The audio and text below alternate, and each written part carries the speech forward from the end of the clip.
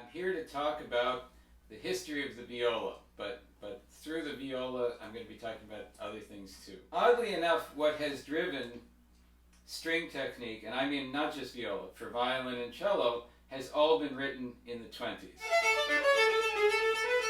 So this is normal bariolage, and this is across 3 strings.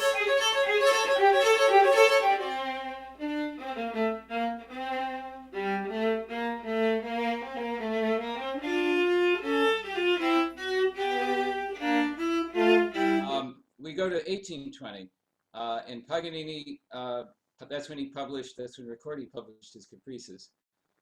Paganini is considered the beginning of the Romantic era, but there certainly are elements of the classical era in his music.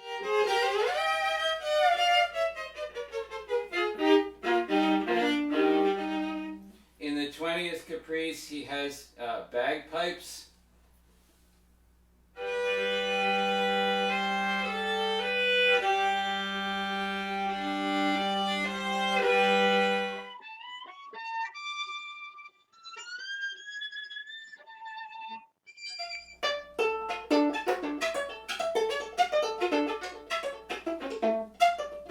And they thought that it allowed him to stretch farther.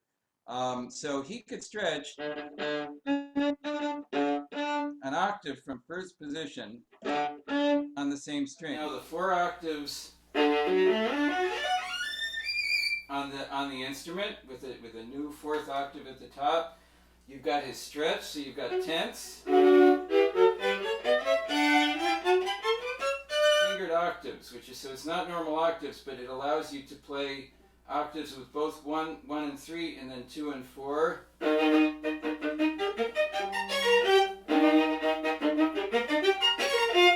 would try to maintain the same color by staying on 1 string.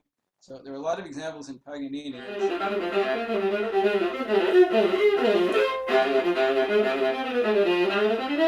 Paganini was a violin player, a viola player, a guitar player. He wrote music. He was doing all these different things.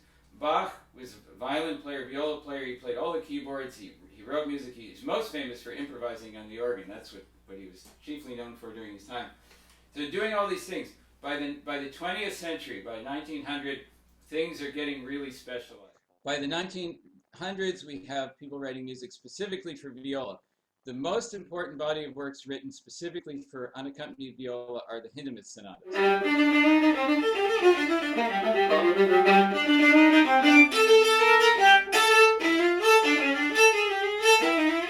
It's called Rasen des Zeitmaß, and the secondary instruction is Tonschönheit ist Nebensache, which is German for the quality of sound is of secondary importance.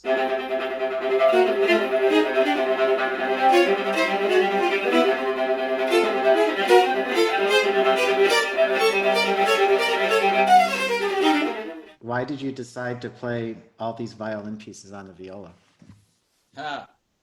Well, again, I don't think it's funny. Yeah, a lot of people do think of me as playing a lot of violin pieces on the viola. That's true. I don't think of them as specifically violin pieces. I really don't. I don't think of them as transcriptions. But again, if you go back to Bach and Paganini, they both played viola. When Paganini went out to play his sonata per la gran viola, so is he warming up? We know he used his Caprices to warm up on. What was he warming up on if he was not playing his Caprices on the viola? Paganini got that first Caprice, the opening chorus. He got this from guitar playing, right? These big stretches on the violin. When you're playing the Bach suites and the Bach violin music, what should the performer's mindset be focused on while playing it? I think certainly with a lot of the polyphonic movements, like the fugues and the chaconne, and I think in those, you have to show the audience the architecture. You got a chord, but you got a tune, right? This could be a singer. And then don't let the chord get in the way. Have the singer continue.